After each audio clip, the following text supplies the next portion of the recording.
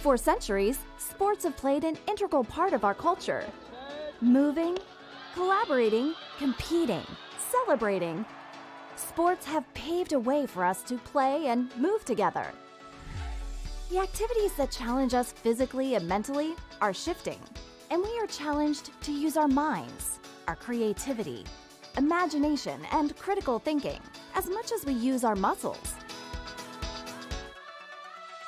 As we rethink where we move and redesign the parks, fields, and spaces around us to create places to play, we have the power to be forces for change and redefine the game.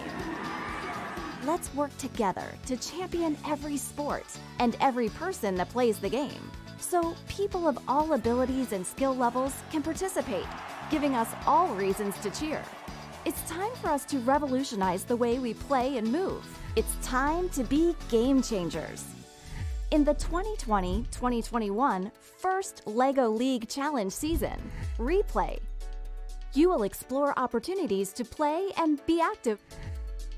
More and more people are not active enough. Playing makes being active more fun. You get creative when you want to play, and it's this creativity, your creativity, that can help motivate us to be more active. How and where can we help people be more active? How can we motivate our community and impact the future? What solutions can we create now to help everyone to a fun and active future? Every role on your team is important to help solve the problem. It will take teamwork, imagination, and creativity. And it starts here, with your critical thinking and imagination leading the way toward fun and active lifestyles for everyone. You will also learn about the FIRST core values. The core values are part of everything we do at FIRST. They are like the members on your team. Each one works together to help you succeed. Discovery, innovation, impact, inclusion, teamwork, and fun. The core values should be a part of your first LEGO League experience. Use them throughout the season. Your innovation project is one component of the first LEGO League Challenge. Identify a specific problem linked to people not being active enough. Research your problem and your solution ideas. Design a new piece of technology or improve an existing one. Make a model or prototype to show how your solution helps people be active. Share your solution. Collect feedback and iterate on your design. Pitch your solution at an event. Make sure your whole team is involved.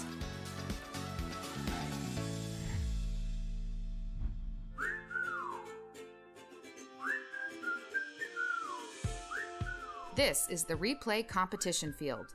There are 14 missions, which can be attempted in any order. You do not have to complete all the missions, just try as many as you can in each 2.5-minute round.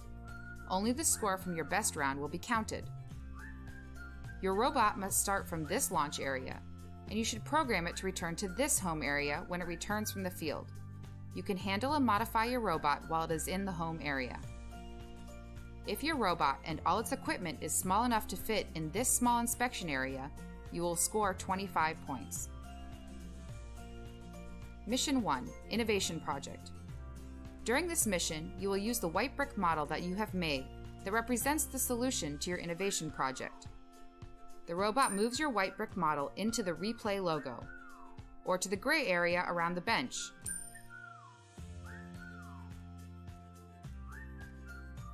Mission 2, Step Counter. The robot slides the step counter slow and steady. The further it moves, the more points that are scored.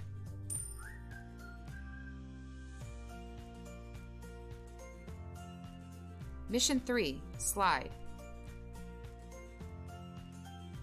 The robot slides the people off the slide and moves them to other areas, completely in home or on the heavy tire.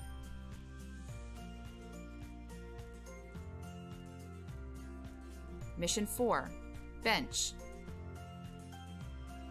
The robot flattens the bench, removes the backrest,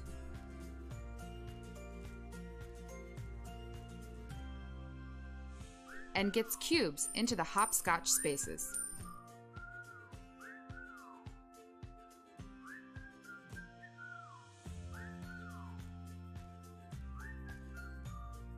Mission 5, Basketball. The robot gets a cube into the crate and raises the crate up the basketball post to the middle height,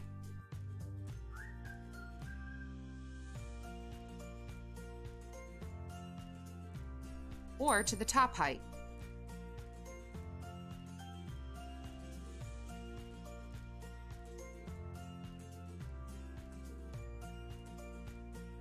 Mission 6, Pull-up bar. The robot passes completely under the bar in either direction, then later comes back and lifts itself off the mat at the end of the match.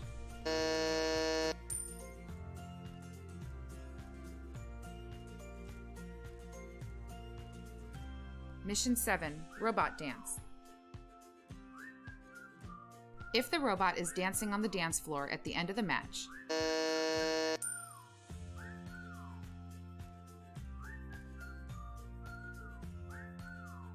Mission 8, Boccia. If both share models have sent only one cube anywhere into the opposing field, and those cubes color match each other. If there are any color cubes in your frame or target.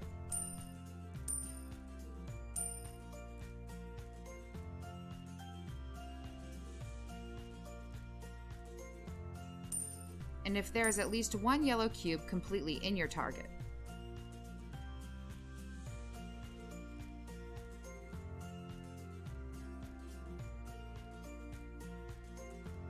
Mission 9, Tire Flip. The robot flips tires white side up, the heavy black tread tire and the light blue tread tire.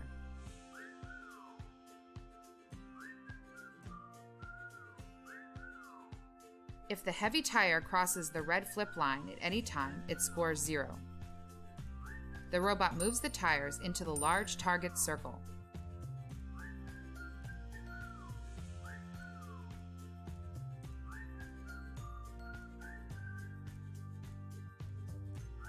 Mission 10, Cell Phone.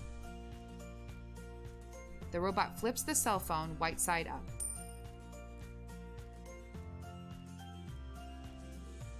Mission 11, Treadmill. The robot spins the rollers to move the pointer clockwise. The further it moves, the more points scored. Gray, red, orange, yellow, light green, or dark green.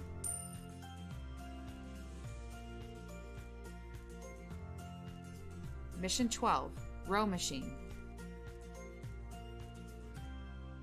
The robot moves the free wheel out of the large circle and into its smaller target circle.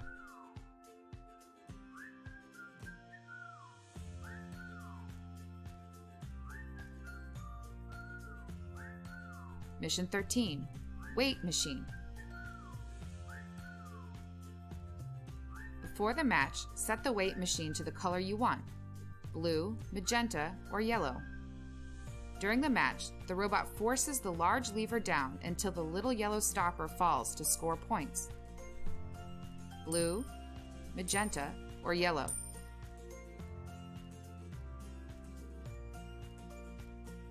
Mission 14, Health Units. The robot collects health units from around the field, then moves them to target areas, touching the replay logo, touching the gray area around the bench, or looped over the pull-up bar post. Mission 15, Precision. If you interrupt your robot, you will lose a precision token. Precision tokens left on the field can result in extra points.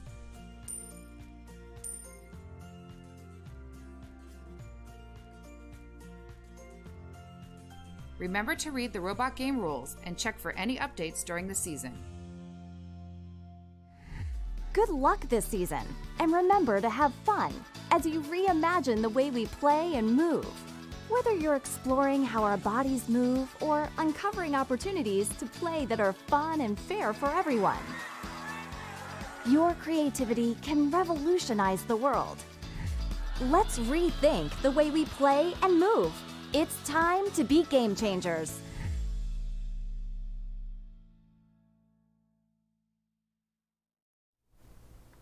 Good morning and welcome to the first LEGO League Challenge replay season. I'm Laura Grosso and I am your program delivery partner for Arizona. And we are live here at the ASU Fulton Schools of Engineering labs at the Tempe campus. This year, the challenge is to explore ways to be more active, both mentally and physically.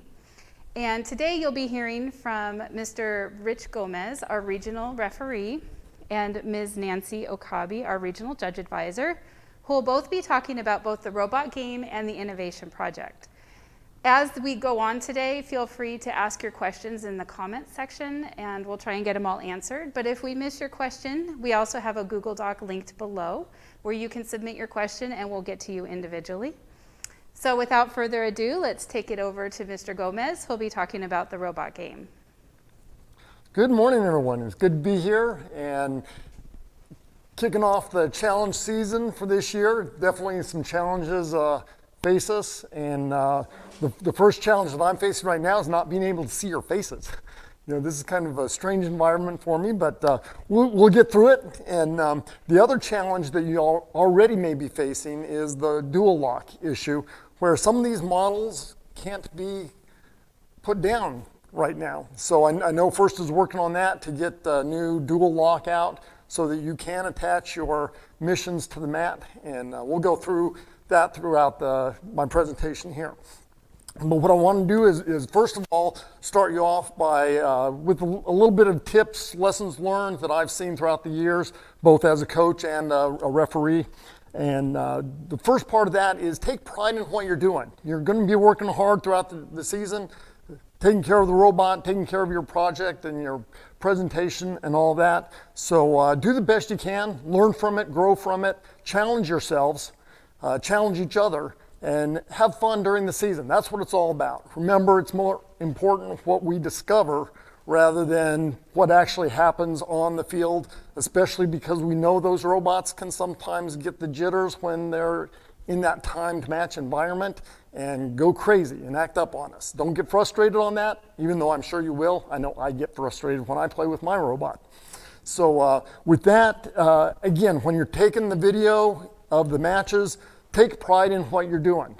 You know, do the best you can on those 3 matches that you'll be recording, and just enjoy and do what you can. So the other big thing that I want to pass on, as Laura already indicated, don't hesitate to ask questions. Ask each other about what you're doing programming-wise, presentation-wise, the project. Ask each other those questions. Coaches, ask questions of your youth. That's also a very important part of the growth and all that. And there may be some times when you don't have an answer. You know, feel free to shoot me a text, shoot Laura a text, get a hold of us some way and ask the questions. I would love to hear from you, and I'd love to engage and ask those questions. My information should be being broadcast. Again, I'm Rich Gomez, the head referee here for Arizona this year, and I can be reached via text or give me a phone call, 928-310-1041. I've also got an email that you can shoot me any questions, any comments, anything you want. It's azfirst.referee@earthlink.net. Again, that should be broadcasting, and we'll put that out and make it sure it's available for everyone. So don't hesitate to ask. Also, when you get going on the season, this is your best friend here. The rule book, read it again. And then when you think you have it all read it again. Because I know I'm always finding new stuff as I read through it, getting some of the nuances of the missions, catching some of the rules that I may have overlooked. But while you're reading it, don't read too much into the manual. Go with what it says. You know, look at the definitions. Don't assume that a definition means one thing and limit yourself. Loopholes can be found.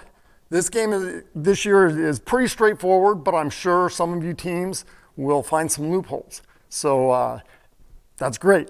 I kind of like to see those loopholes that you develop. The out-of-the-box thinking is great for our growth. So with that, I'll go ahead and get into kind of some of the specifics of this year's game. I'm not going to hit every model and address every model, but I'm just going to kind of highlight some of the things that I see from the referee standpoint. First of all, for the veteran teams that are out there, we still have the setup as last year, only you'll notice that the definition of home is a little bit different. So last year, home was just this area to the left of the mat. This year, home includes the launch area. So pay close attention to that. Last year, you couldn't bring the robot in, and if you touched the robot while it was in this area, in the launch area, you got a token taken away. This year, as long as the robot gets into the launch area, that is still part of home. Now, don't get that confused with when you're launching. When you're launching the robot for a mission, this area is still the launch area as defined by the outer black line, okay? So everything must start completely in that launch area when you're launching. But when it comes back, as soon as it's completely in that area, that's considered home for this year. So really want to stress that. The other thing that is a big change from last year is when you're launching, last year we had the 12-inch height rule.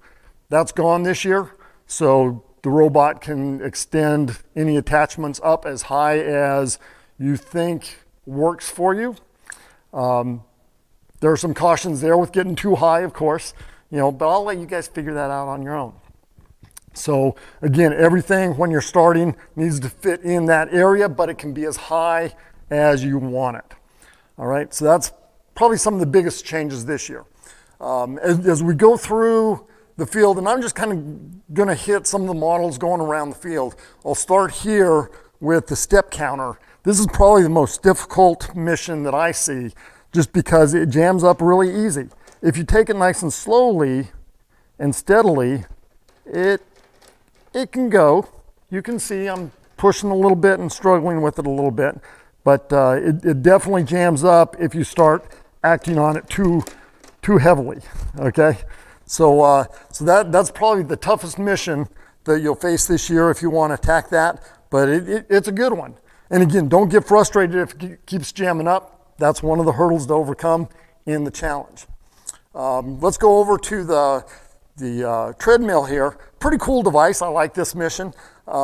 Remember that the operative scoring is turning the treadmill wheels. Okay, and when you turn those, I'm going to turn it around, one, because it's easy since I don't have the dual lock, but you can see the pointer as we turn goes around and around and around, okay? So you get more points, of course, the further it goes in the clockwise direction. And it's only scored, though, the method of scoring is turning those green wheels. So you can't have the robot come over and flip the pointer. That does not score. It only scores by turning the green. All right. So, and then on the reset, of course, to reset it, you don't have to try and spin it. Just crank that pointer back and you're good to go. All right. So that is the treadmill. One of the mission models that I think could be complicated in the setup is the rowing machine here. So you want to pay real close attention to these pulleys and how the string lines up. I've noticed on the few models I've played with is this string kind of wants to get caught in between this pulley here. And hopefully, Braxton, are we getting a good video there of that? So just pay close attention to that as you go. And then have fun with that, pulling it out. It slides pretty easy. And there's enough resistance so that the counterweight here isn't going to cause it to pull back and retract, okay? And again, that string and the pulleys is just very temperamental, so be careful on that one and watch that closely. I want to say real quick on the tires, make sure for setup that the green discs are up. That is the proper setup. The scoring condition, of course, is the white disc being up and the tires within this, either completely in the circle or partially in the circle, different scores for all of that. Remember with the big black tire here, it cannot go west of this red line. So that's what that red line is. And if it just breaks that red line, then any score for the big tire is not going to count. So you want to watch that during the mission, and I'll just highlight that. So I'm going to set this back to there because pull-up bar is pretty easy. Let's go to the slide and talk about the slide real quick here. Again, the big thing on the setup to watch is this guy here. Make sure that he sits in, or she maybe, sits in the little pegs there. Okay, so that's the proper setup, and this person up here on top is seated fully on the slide. Okay, and so as you activate it, you come down, and one of the scoring conditions is putting it in the tire. So remember what I said about don't make assumptions. As long as this individual is on the tire, completely supported by the tire, you're scoring. It doesn't matter what position the tire is in, okay? If you're not acting on the tire at all and you leave them in the setup condition and you put that guy there, that scores, okay? So the tire does not have to score the individual on the slide. Okay, so let me kind of come around and remember when you're setting up, before you get going on the match, the weight machine here is you're setting whatever level you want, either the yellow, the magenta, or the blue. And make sure that we can see where you have it set. This outer green, so the eastmost green bar here denotes where your score is going to be as you set it. Okay, so right now it's set on yellow, and you get more points with it starting in the yellow and then magenta, and you get less points if you started in the blue. Okay. Also, at the very end of the match, when you're videoing, make sure you pay close attention to capture the field as it sits. So if you activate this model and say it were to move while you were activating it, that's the scoring condition. So we want to make sure that we see where the blue, the magenta, or the yellow is seated at the very end to score correctly. And remember, to score, it's got to be supported by that peg. So this is magenta scores for the weight machine there. All right, let's talk about another complex mission model is the bocce game. Okay, this is the shared mission for this season, and although we're doing the remote events and you're only going to be competing with one table and all of that, you can still get shared, and I'll address that here in a minute. But let's look at the yellow cube here. Okay, so the setup for this is going to be oriented like that. So as you activate and send the yellow cube in, remember that the yellow cube scores more points if it is completely in the target area. So, and here we get into the definition of completely in. So make sure you understand that, and when you're filming your video, make sure you capture if the yellow cube is on the line but not breaking it fully. Remember that it's the outer line that denotes the target area. So if it's on the black line, it still scores completely in unless part of it is outside. In that case, that's being captured by Braxton here, it's not completely in. So, but if it's on that black line, it's completely in. So pay careful attention to that when you're videoing for the submission. We want to make sure you get all the points as possible. And remember, since we're on this, you've got a yellow cube over here in your home for starting. So you can actually bring that and deliver that one in as well. Scoring condition, as you read through it, remember that at least it's worded at least one yellow cube completely in gets you credit. So if you have two completely in, you just get credit for one. But you do get credit for as many cubes as are in that target area, or in the I'm drawing a blank on the name of the frame. But within the frame, so that this would score 10 points plus one of the yellow for being completely in that target area. All right, so that's the first part of the bocce game. The shared part of the bocce game is over here on the yellow, or I'm sorry, the red and the blue cube. Remember, scoring condition is, per the latest update, is if one cube is sent to the other side.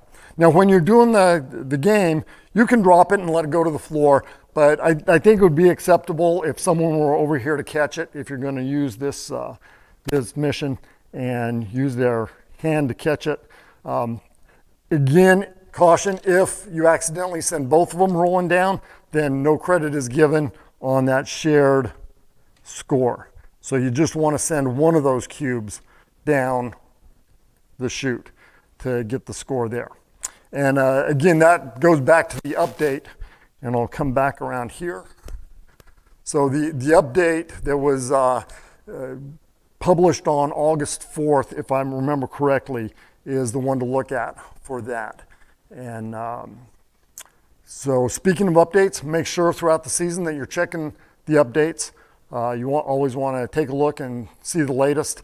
Generally, they come out periodically throughout the season. And I know the one update talks about that shared model, and that you will get credit if you just send the one cube down. Other than that, let me hit a couple of the quick definitions of some of the rules that I've seen in the past.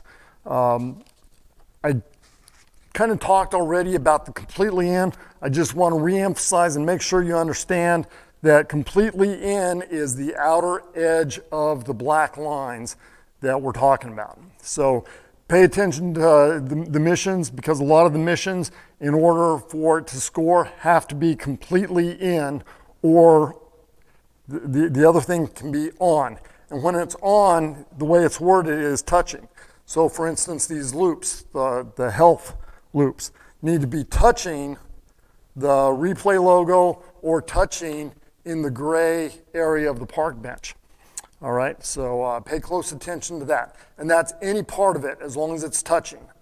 You get a score for that. Since I'm talking about touching things and the health loops, if you're hanging on the pull-up bar, remember 4 loops, a maximum of 4 loops can count there, and they cannot be touching any equipment.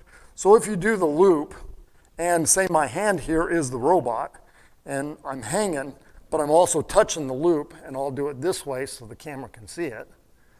If I'm touching that loop with my robot, robot is equipment, and therefore that invalidates the score of this loop that's hanging, okay? So be careful about that. Again, read the rules, question each other on that, and if you have any doubts or any questions, please feel free to give me a call or text me or send me an email. So that's completely in and also touching. All right. Remember, when you're going through the season and we're doing the remote events, you want a video. There's a page here that you should have access to as you start gearing up for the season. It's called the First LEGO League Challenge Team Production of Robot Match Video Footage for Distributed Events, Referee Remote Scoring, okay?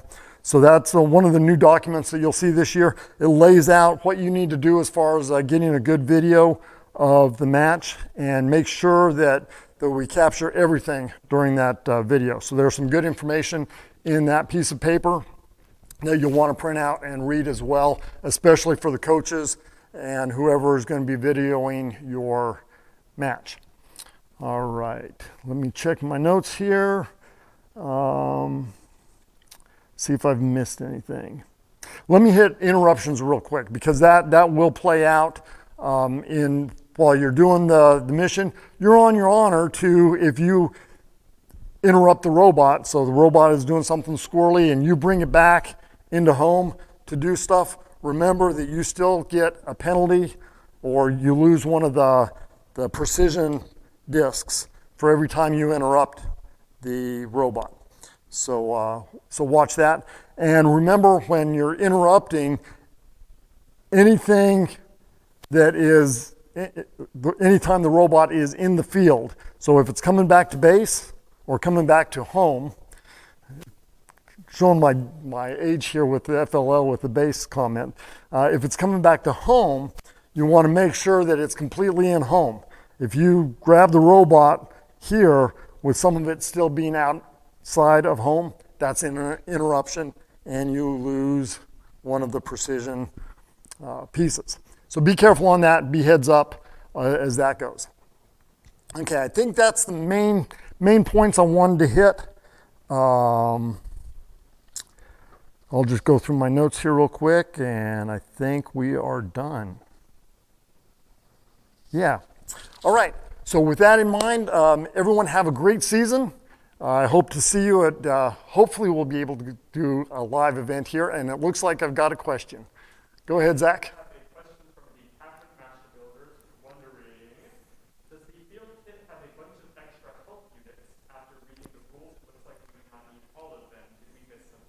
All right, excellent question.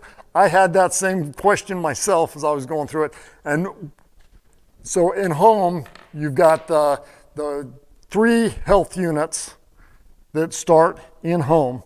You've got the 5 health units that are out on the field for the game. All right, so those are the ones that are important for the game. All these extra health units, these multicolored health units, those are for the team members. As near as I can tell. I have not seen anything where they're used in the game. I'll also go ahead and reach into our spare parts bin here. You'll also have these little replay tokens here that, as near as I can tell, they become your game souvenirs for the year. Okay, so hopefully that answers your question about all these extra health units that are multicolored. Those are for you to take home and play with. All right, and good to hear you from the Catholic Master Builders. Thanks for the question. Any other questions? Okay, with that, I think we'll turn it over to Nancy for the next segment here. Good luck on the season. It's going to be a fun one.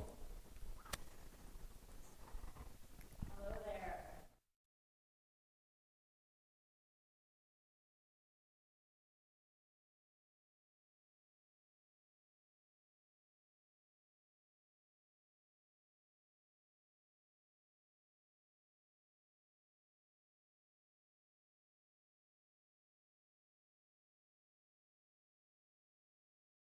Judging areas. So there are a couple of changes this year that I need everyone to be aware of, and I want you to know that the changes are really due to 2 things. One, we want to make sure that we are streamlining and making the process a little bit more effective and efficient. And then the second reason is to actually create some alignment across all of the FIRST programs. So you're going to see some similarities as you move from FLL to FTC to FRC. So participants will see the similar structure and similar processes in place. We're going to start with the judging session. So the first primary change is going to be the judging session. Currently, teams participate in 2 or 3 sessions. What will happen in the new season is they will participate in one 30-minute judging session. It will encompass all 3 areas.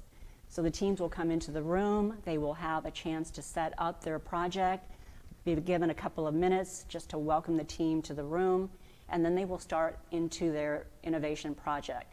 Similar to this year, right? They will go in, they will present their project to the judges. They'll have 5 minutes to do that. At the end of the 5 minutes, the judges will have a Q&A session. During that Q&A session, the judges will be asking questions for clarification, additional information that maybe the team forgot to present to them. So that total time period will be about 10 minutes, very similar to what we have in our current process. After the innovation project, we'll go right into robot design. The first 5 minutes will be to talk about the design process. So the judges are really looking to understand from the team what their design process, what their thought process through the year has been, and their journey. So that 5 minutes will be devoted to that presentation. And then we will go into a Q&A session similar to projects where the judges will ask some clarifying questions. Those 2 sections are very similar to what we have in today's world. What's going to be different, the second major change is going to be the core values section. So the core values reflection section really is going to give the judges a chance to ask any additional questions. So for the prior 20 minutes, as the team has gone through their project and their robot design explanation, the judges are looking and observing the team, how they're interfacing with each other. They're going to be listening in terms of what the journey has been through the season. All of that information will be captured for a core values assessment. And then the last 3 minutes here will be to ask any additional clarifying questions. There won't be any core values activity, which has been pretty typical in past seasons. And then we will go into the last 5 minutes of the session. So this is the third major change for the process. This actually, I think, will be a really helpful addition for the teams, because this is actually the chance for the judges to give real-time live feedback directly to the team. Now, the teams will still receive their rubrics with the feedback, but this is their chance to get actual face-to-face feedback from the judges on what they can do to improve and what they've done really, really well, and they should continue for their next advancement. And then the teams will leave. So that's what the judging session will look like this year. And keep in mind that this change is really not just due to the COVID environment. It is something that will be ongoing. And actually in the future, when we are in person doing tournaments again, core values, we will have judges out in the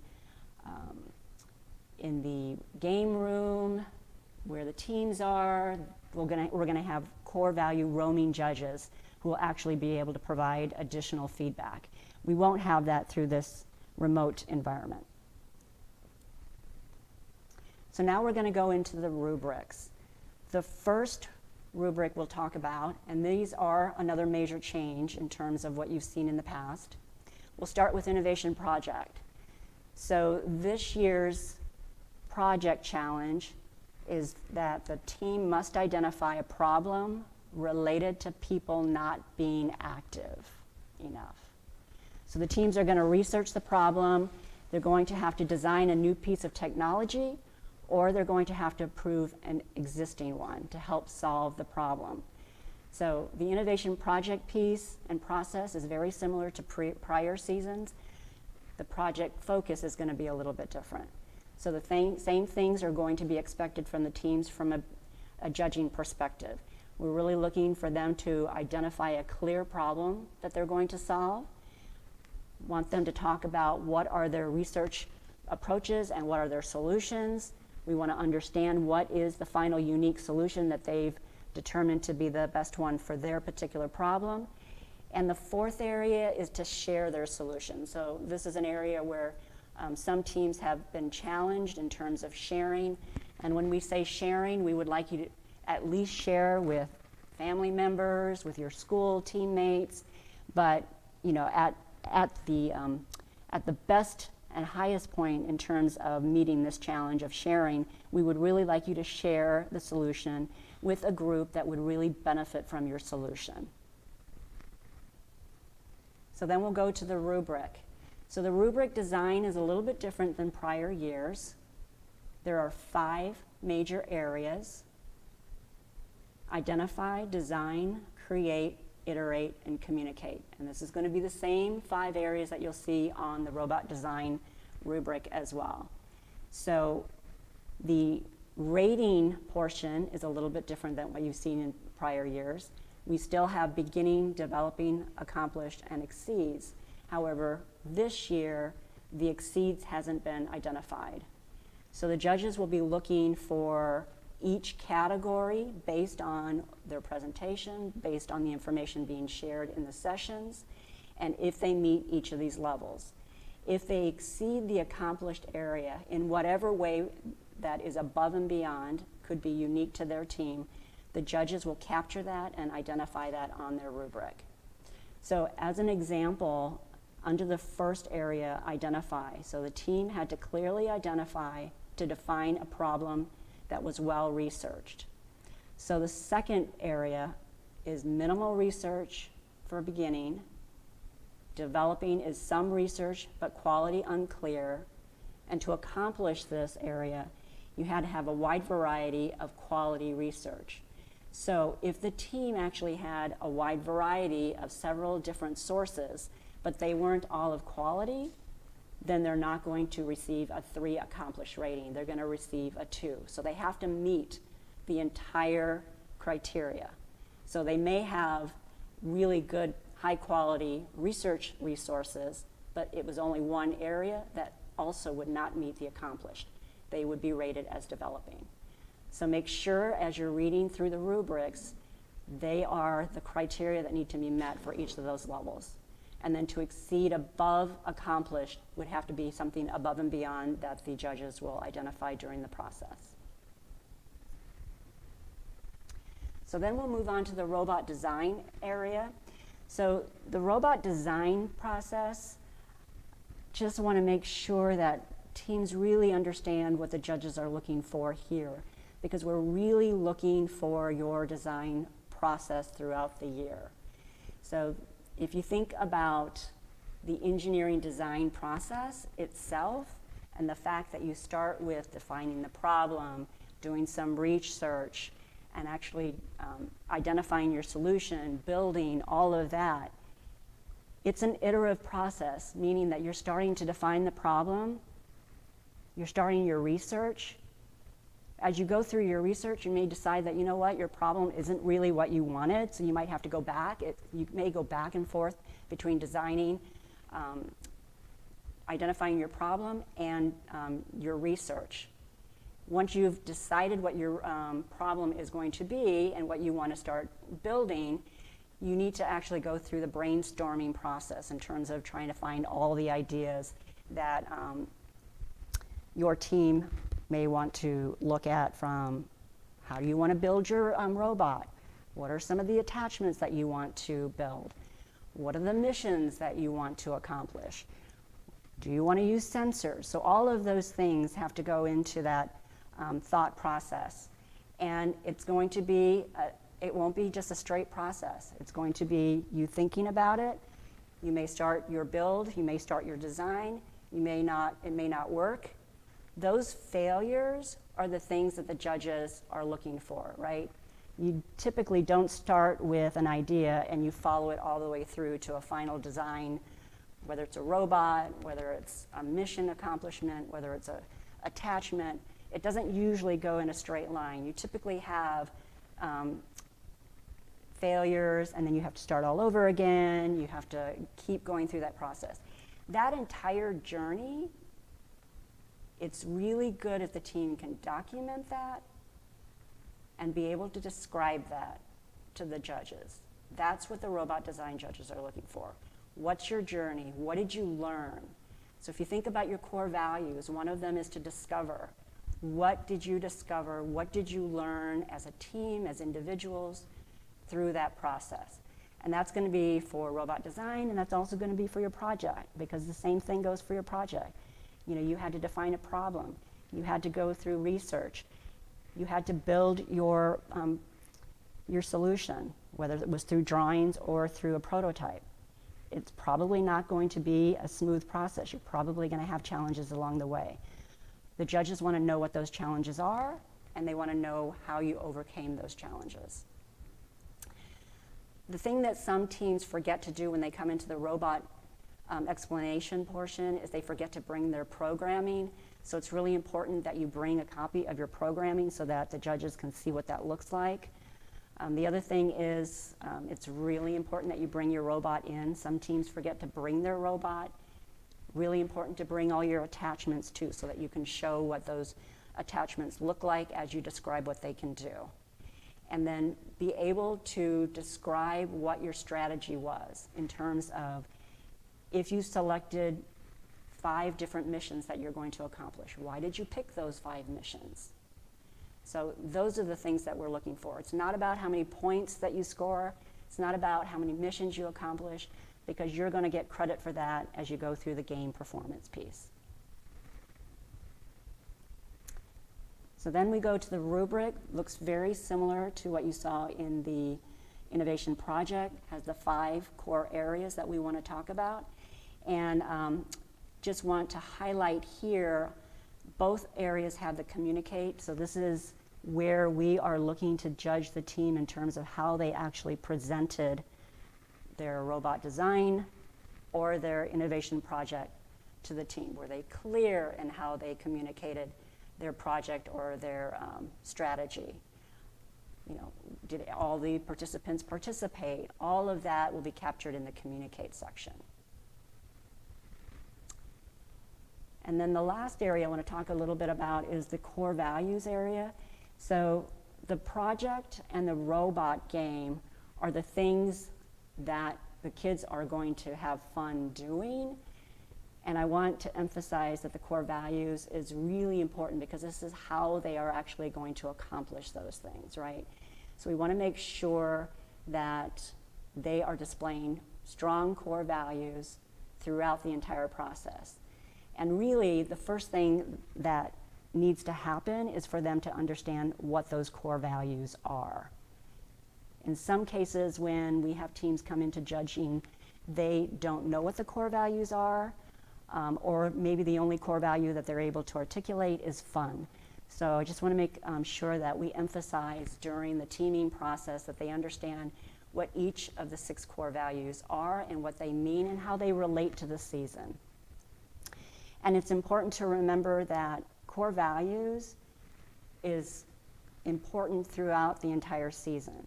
But from a tournament perspective, it's important at the time they step onto tournament site. So if we were in person, it's important that they're displaying good core values at the beginning of the tournament. And I want to emphasize that core values, we are judging from a team perspective, and the team represents the team members, the students, the coaches, the mentors, and the parents.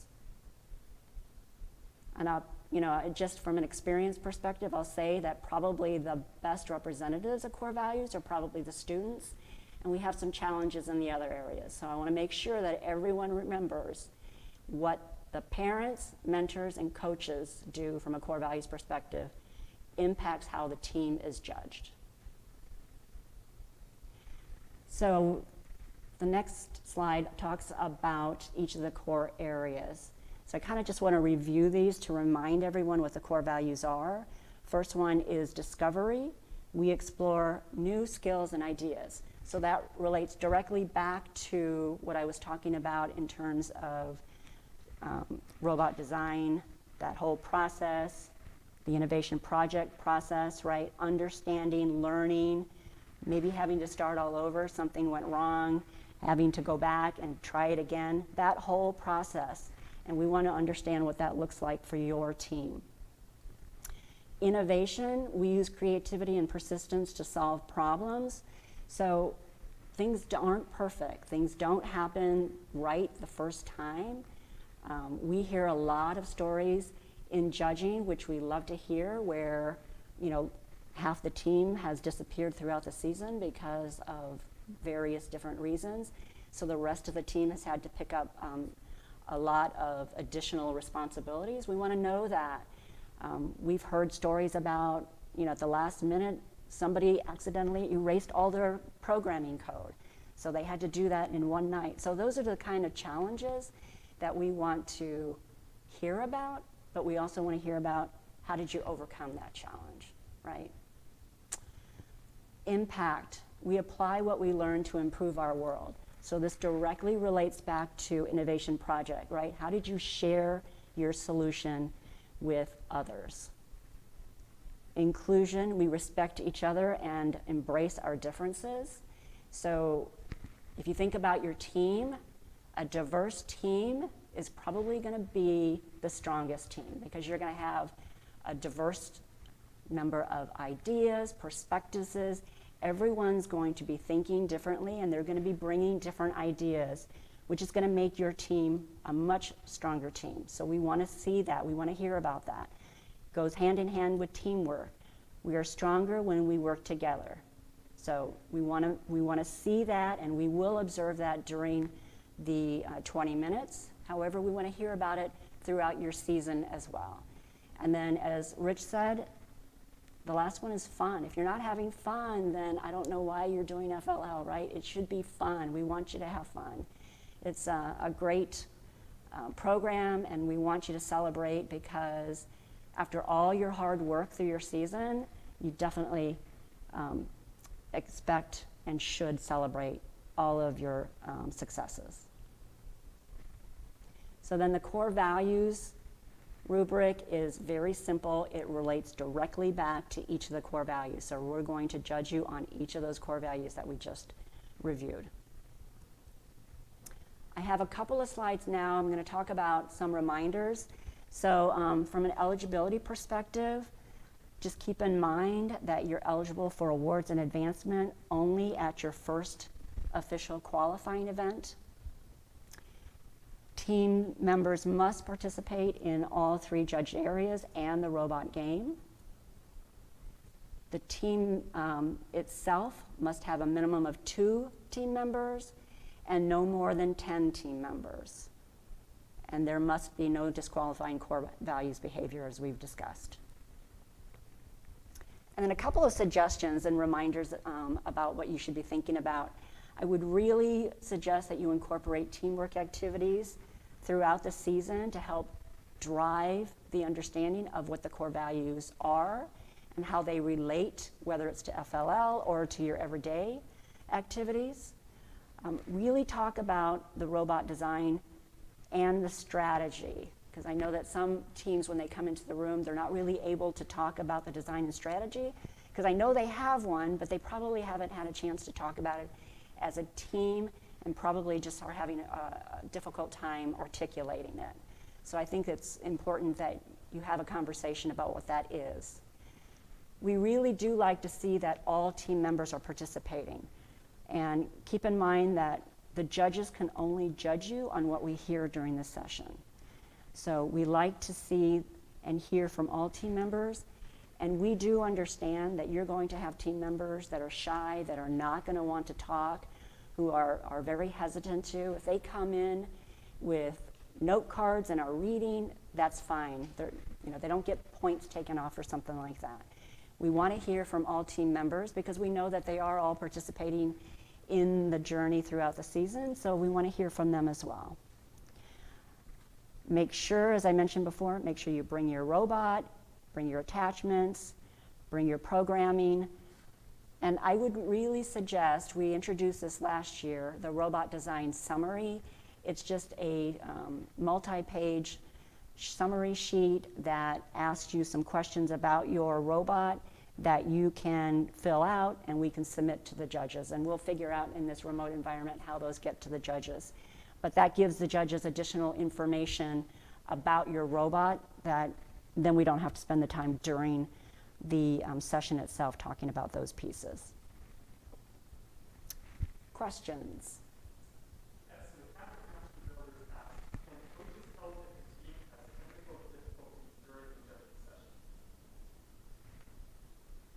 Can you repeat that? Oh, sorry.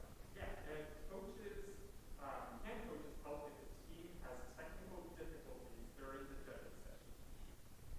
During the judging session? Yeah. So they can come in and help you in the 2-minute setup, but they can't stay for the rest of the session. And then someone was wondering if you could clarify how the judging sessions are going to be conducted remotely. So that's a really good question, and I haven't actually seen what the hub is going to look like. It sounds like it's going to be pre-recorded, but I think we'll get more additional information as we get closer to the season, the actual season. Yeah, first is still developing the hub right now, and then as soon as they have better instructions, from what I've seen in the screenshots of what the hub looks like, it appears that the teams are going to be uploading videos, and you're going to upload a video of your presentation, and then you're going to also upload your innovation project as a PDF to kind of, it's almost like a Blackboard kind of look, kind of a Blackboard shell or a Canvas shell where you can upload documents easily, and then the judges can come together on a live session and review the materials. And that's when the questions and answers would be. Yeah. I just had one quick in.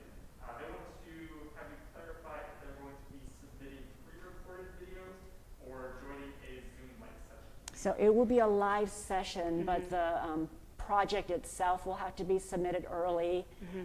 If you're going to complete like a robot design summary, that would have to be submitted early. So those kind of things would have to be submitted early. And the hub itself, from what I can see, and granted I'm looking at screenshots, so I haven't received like a tournament manual of how all this is going to run.